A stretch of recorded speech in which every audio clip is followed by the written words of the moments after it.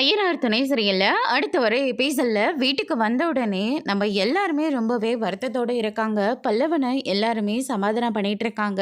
இந்த வாட்டி இல்லைன்னா என்னடா, அடுத்த வாட்டி கண்டிப்பாக நான் உனக்கு ஒரு நல்ல பெரிய டிவியே வாங்கி தரேன் அப்படின்னு சொல்லிட்டு சமாதானம் பண்ணிக்கிட்டு இருக்காங்க. அதுக்கடுத்ததாக வீட்டில் வந்து பார்த்திங்கன்னா நடேசன் வந்து வீட்டுக்குள்ளே வராங்க.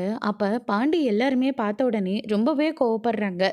இந்த மனுஷனெல்லாம் எதுக்காக நான் வீட்டுக்குள்ளே விடுறீங்க, இவருக்கு சாப்பாடு தான் ஒரு கேடு அப்படின்ற மாதிரியெல்லாம் பயங்கரமாக பேசிக்கிட்டு இருக்காங்க. அதுக்கடுத்ததாக வந்து பார்த்திங்கன்னா நடேசன் இருந்துட்டு, இது என்னுடைய வீடுடா, என் வீட்டில் இருக்க எனக்கு எல்லா உரிமையும் இருக்கு, வேணும்னா நீங்கள் எல்லாரும் வீட்டை விட்டு வெளியே போங்க அப்படின்ற மாதிரி சொல்லிடுறாங்க. எதுக்காக நாங்கள் வீட்டை விட்டு வெளியே போனோம், நீ பட்ட கடனை நாங்கள் எல்லாரும் சேர்ந்து அடிச்சிட்ருக்கோம், இதுக்காக தான் எங்களை நீங்கள் பெற்றீங்களா அப்படின்னு நீங்களும் நிம்மதியாக வாழ மாட்டீங்க, எங்களையும் நிம்மதியாக வாழ விட மாட்டீங்க அப்படின்னு சொல்லிட்டு பயங்கரமாக சண்டை போட்டுட்ருக்காங்க.